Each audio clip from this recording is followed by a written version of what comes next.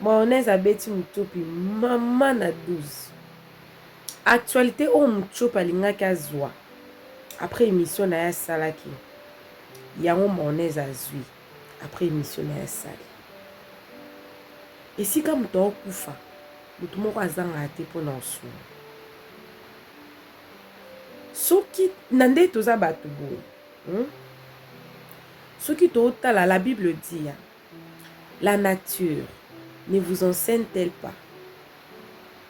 Est-ce que biso mo bato to comprendre que à chaque fois likambo lingi komela sila to moto moko bo aleki asalelo mo be kwa nuire sila kaka na nombre ya bato wana nsusu obimaka wana à part na biso bato ya réseaux sociaux à part na biso bato ya libanda nous qui ne sommes même nous en tout cas nous ne sommes pas concernés dans cette affaire là parce que ça makambo ya ba comédien mais ba comédien bango na bango solution so bimaka entre bango na bango actualité o mutopa lukaki epesameli siko mayonnaise na ndi mission wana mayonnaise aza franc mayonnaise aza na vérité aboyi na ye kokende gauche à droite aboyi na ye kozala hypocrite mutopa azalaki na mwa hypocrisie mais mayonnaise aza clair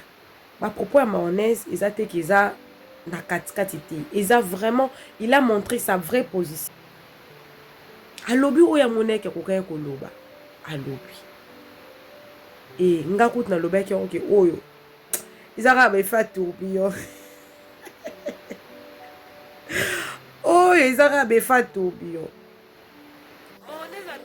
seli bakutu nzembo abi toza kitoko abi na mibali na basi koza kitoko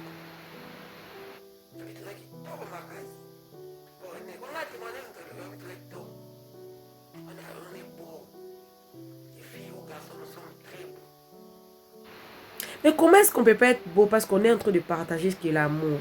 Nous, on n'a pas de l'argent à donner. On ne donne que ce qu'on a. C'est l'amour qu'on a envers tous ceux-là qui soutiennent. En fait, l'acte que mayonnaise a fait, c'est un acte de soutien. C'est un acte de soutien. Donc, il est en train de montrer à Sila que je te soutiens. C'est toi que je veux. Je vais te soutenir. Au milieu du tourbillon. Hé, fille, mais Sila. Mayonnaise à lobby, hein. Au milieu du tourbillon.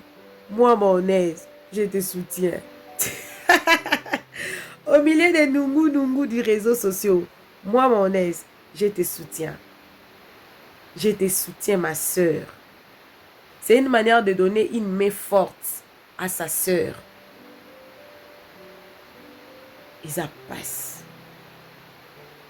Ils a vraiment passe. Normalement, il fallait qu'il y ait une neutralité dans les comédiens. Mais vu les circonstances qui est là, circonstances, c'est ça que non, il faut pour la position. Sinon, on a filmé. Sinon, Est-ce que si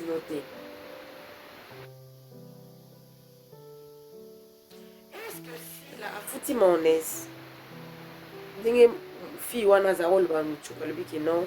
Il faut sur les qui n'est une émission pardon na film bon et c'est OK au talami hein comment ni au talami l'été émission qui nous pèse la merci si quoi mayonnaise allez qui déjà passé là a serait déjà pièce pour là voyons on peut ça la merci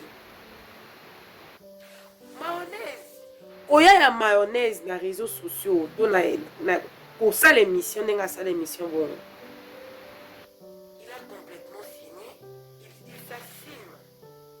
Azo s'assumer parce qu'à yeux le côté. Je ne sais même pas est-ce que mayonnaise n'a si la base approche. Je ne pense pas que mayonnaise n'a si la base approche. En tout cas la limité. La limité que mayonnaise n'a si la base approche. Basa ba camarade, basa boy, basa na mo ba affinité. On a dit que mayonnaise basa beaucoup plus attaché na modéro.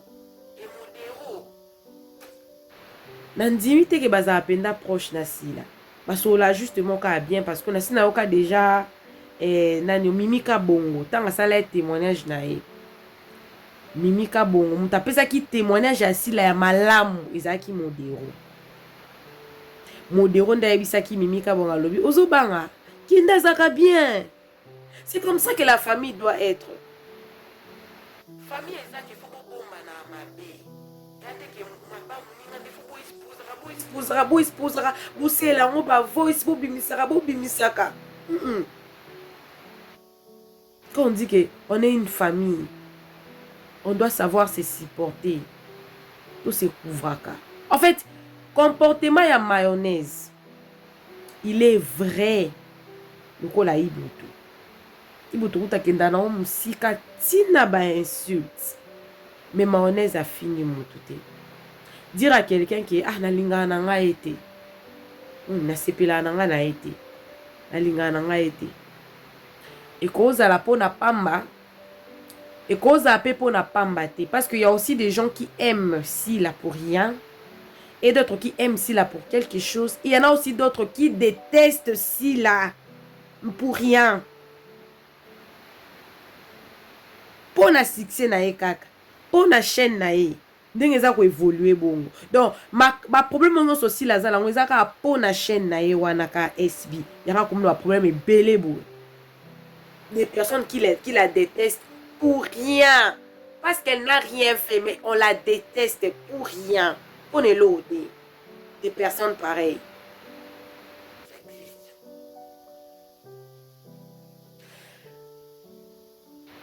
Mayonnaise à lobby lo moko à lobby. Alinga c'est la baba kukunze. Ou ba pesi bolingo mingi. Donc qui te que mayonnaise abi ki alinga c'est la baba kukunze mbopo baba kuki ba pesi mbongo à lobby bolingo. Si qu'on a mis tout ni question est-ce que mayonnaise ça joue déjà na SB pour à sentir bolingo wana? Point d'interrogation. Nzamba sila makasi. Boro inisa sila na batu nyonso te. Parce qu'il y a encore des gens bien qui sont là. Donc on a ba grâce il y a encore des gens bien. Et puis na sepele la grâce le nenga lobeke na lingaka. Donc ma préférée, ma préférence c'est Sila. Mais n'empêche que Nata la pe batu. C'est pareil avec moi. Ma préférence c'est Sila. D'ailleurs, j'ai donné ma vraie position à partir à Mamba Gomez. J'étais beaucoup plus au milieu. J'étais beaucoup plus au milieu. Je n'étais pas pour ou contre quelqu'un. Mais à partir à Mamba Gomez, j'ai été claire et nette dans mes propos. J'ai mis un point là, il faut mettre point, un I, il faut mettre IG. En tout cas, j'ai parlé clairement. Je n'ai pas mâché mes mots sur cette histoire ici. Parce que des fois, il faut arrêter l'hypocrisie. J'entends tellement na hypocrisie que ça ne nous laisse pas le choix de venir dire clairement ce qui se passe en fait. Clairement ce qui se passe en fait. Comment est-ce que nous pouvons oui, nae pour na chaîne nae. Pour na chaîne nae moko s'il vous plaît. Akoma filme moko, akoma 2 films, akoma 3 films. Pour na filme na moko vula aïse. Pourquoi? Yanga lokwa anga. Bakomo ibalanga pona pourquoi le bela sila. Mukala ya sila. Oh boy ya sila. Mais mutu boy ne pone lote. To défendre te to lobate.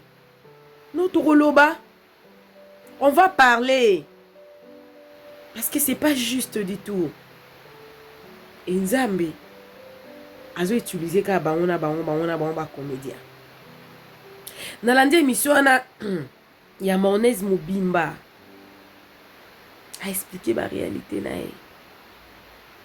Mais là on a sepene makasa abi tourbillon.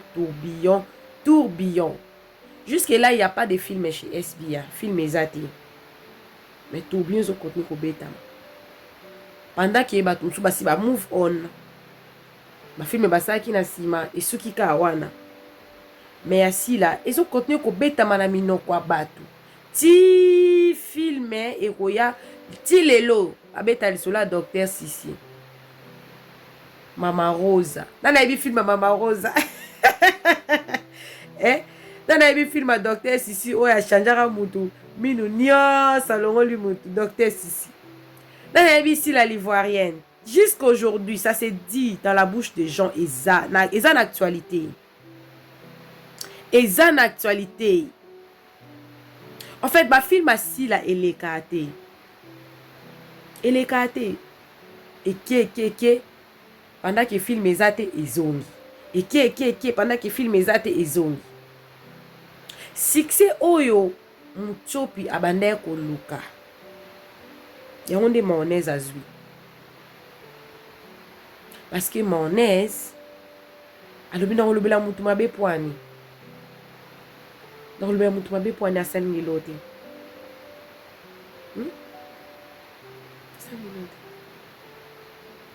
Voilà. Pour dire aux gens que tu n'as pas besoin de critiquer quelqu'un pour battre balingayo. Non. Tu n'as pas besoin de faire ça. Même si tu as été payé. Même si tu avais reçu de l'argent. Dans cette émission, mon fils moko bo alobi alobi ezali bat lokola ba Mutsopi nde bazo finisa ka belle vie. Sko question na ngeza boy. Qu'est-ce qui prouve que bat lokola ba Mutsopi nde bazo finisa ka belle vie? Point d'interrogation. Pour yemo na munoko na beke belle vie apesinga ka 30 minutes. Vous imaginez, moi, je ne fais jamais mes émissions 30 minutes. Parce que parler pendant 30 minutes, c'est beaucoup. Hein. Même pendant 5 minutes, c'est beaucoup. Tu peux blesser quelqu'un en 30 secondes. Tu peux blesser quelqu'un en 2 secondes. Par exemple, quand on dit que tout final, il juste comme 2 secondes. Donc, par exemple, celui qui est... C'est jure à kilo. 2 secondes, 3 secondes. Maintenant, quand on dit que non, Bellevue a passé à 30 minutes, ça dit beaucoup. Beaucoup.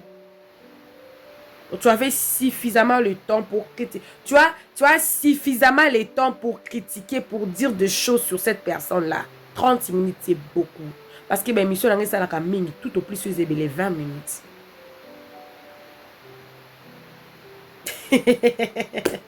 Actualité zate pour nayo.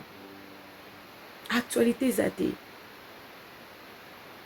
Toyeba kosa malamu. Toyeba kolona bolamu.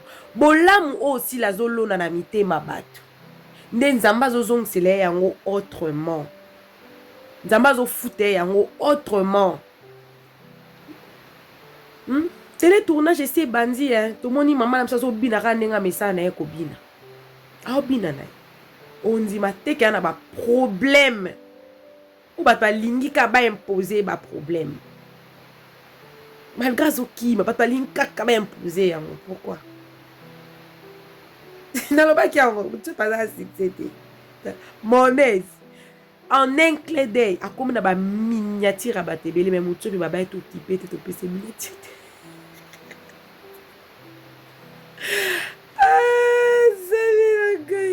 Dans ce qui va casser. Mutsopi miniature ezate pona yota mayonnaise. Omoni Nzambe apesaka mutu na mutu gift don to lipamboli. Si la zan lipamboli mo o Nzamba tiakati na eke soko za pembe na si la yope olingo lingate okozwa succès. Eloko wana na kolobango mbala na mbala na olobango na otika olobango te. Nzambe atia si la don wana bato nyonso baza pembe na si la bazwa succès. Bazwa ka succès. Na banda cité ba kombo. Bo ba ke onga la cité ba kombo na cité te mebi no boyebi. Boyebi na mnoki bate belé ba dinda. O bazara su pembe na si la te. Baza ebeli. Yango na batika la kake il faut batanga kombo asila po bayokana. Donc si la donc papa si la banda opese kombo ana. Il y avait des bénédictions dans ces noms là parce que je ne pense pas qu'une personne peut être pour yozo a succès faut tanga kombo na. Pour il faut et ça la bateau bazala soit disant porte-parole à mutu songolo pakala. Mais bazawana po ba émission wana ya songolo pakala etalema il faut kombo asila to photo asila na miniature to kombo asila na titre na ekozanga te il faut ezala po yende mutu donc kombo ne osala ke ba cliquer batala siko pe babakuku ba décider ba to okepe sur ba chaîne na bino te siko bo suka wa bo tia ya moko kombo asila po ya tirer ba je n'ai jamais vu une communauté forte comme les Abakouk.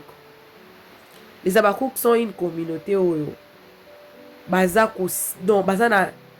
na soutien moko makasi envers bato. Donc tellement que balingi si la makasi. Mutu nyonso azo pesa si la valeur, importance, azo défendre si la ba défendre ai. Qualité. Soki lelo mayonnaise a yeti na réseaux sociaux we allo ba eza po ba Abakouk eloko esanga somo esanga nzoto malili témoignage ya mayonnaise esalanga nzoto malili esalinga nzoto madon soki aye koloba eza po ba Abakouk nde ba témoigner bolingo de même Rock alobaki yango nani mayo alobaki yango mao alobaki yango papa Goda alobaki yango Facha alobaki yango ti lelo to mona ba ada ilunga soka tie kaka tonton des Abakouk soutenez-moi pour abike samba Abakouk succès zate ça ce n'est même pas si là ce sont les Abakouk samba Abakouk succès ezate tout le monde le sait. Mais batami te mamabe ba osango kanko ba osango kaka wow ba olonga ba nanko toka bo kitisa muninga oya réussir ko construire ko tonga communauté na ye ko tonga communauté za facilité hein. Lobi batu kome babenga Nela Chou otie mission te Nela Chou tonton Mayo Aleki on a besoin de ton apport dans ce qu'il a dit là-bas. Je reçois beaucoup d'appels. Lobi même ngela kota live nga kuna s'excuser parce que na côté sous live te po ma passe balala kireta ma passe balala reta donc il faut rappeler la les fois que tu on a classe ndeto le baboy na uta ko tika on a classe na zong na vite na profiter na ça l'émission pour écouter à temps. Pourquoi ils m'appellent? Parce qu'ils savent que non, à chaque fois quelqu'un passe pour parler de ci là, moi je viens, il y a encore des places où bateau hein moi ba comprendre c'est là moins compliqué na zoara moi ba un mot démo na développer. Donc mayonnaise aza résultat ya bolingo oyo ba Abakouk ba pesiye. Par conséquent il a témoigné tout haut qu'il aimait Sila. Il a donné sa position comme Iboutou l'a toujours fait. Iboutou n'a jamais caché. Kalinga Sila te kutu mayonnaise atangi kombo belle vie. Iboutou atanga même pas kombo Sila pour moi que ayina ye penda na motema. Mais Nzambe azo utiliser ka bato baza kaka na ndaku na bino ba comédien ba lokwa ndaku na bangoti nde comédie et tout. Alors Nzambe azo utiliser ka bato kaka ya ndaku wana kaka po ba défendre kaka Sila. Bato nyonso te ba obando zalaka pona belle vite. Beaucoup pousser pe bato nyonso te ba perdre ba valeur na bango pona et ça les matins. Et ça les matins. Succès oyo mchopa lukaki et pesa meliete. Pongate muna lobby. Po salemi bongo. Po mutu moko abimi dans le néant. Nana nga bande même ko raisonner que nani mayonnaise akoko bima. Mutu te il nous a tous surpris. À surprendre biso. Asel biso na nzembo toza kitoko biso nyonso. Ngayo. Sans make-up, hein, sans filtre. Je suis sans make-up. Pas make-up T, filtre T, maquillage T. C'est moi là, Nela Chou, Nela NG officiel. Tout ça, Ndeni, le bilan, ma kimia. Ma kimia, bisous là où vous êtes. Tout ça, Ndeni. Savoir respecter les autres, c'est très important. Savoir faire une émission sans critiquer, sans insulter, c'est très important. Moi, considération, Zalaki Nango Mutsopi na mitwa bato. Tu as tout perdu. À cause de loba loba. Bible lobby. Avant au loba. Tourne ta langue 7 bonnes fois avant de parler. Et le bilan, maman, ça te sopa. Et sopi. Odinda na onyos. Yangoa. Odindi. C'est un mouton comme ça qui a pu se voir film était politique en actualité. Attends, tu m'as pu se voir film. Est-ce que ma film est ça là? Où est-ce que mon nana? Quand moi film mon amonaka au sala ko jouera ceux qui moi c'est à Bobondé et maintenant mon a parti dans mon TikTok je pense. Vous le profiter vraiment fan de ça. Moi si tu es dans mon tour de Canada, tu veux en faire plus. En voulant tout gagner, on risque de tout perdre. Voilà, tu as perdu. Parce que mon aise. Iye wana babi qui a luka na kombo asilaire. Iye wana zo régner. Alors régner azui succès. Azui succès dans ko. Na ki miss makasi azui succès na ye. Ilo yo zanga ko ça. Parce que comme ça qui no ka belle, vu ça que finga si là. On va za nuka na mo actualité mais. Bien. Donc on sait kabino kaka boye. Coucou à tous les Nela Chou, les Nela Cœur, les Nela Love et bienvenue à tous mes nouveaux abonnés. C'est-à-dire que tu es nouveau sur ma chaîne.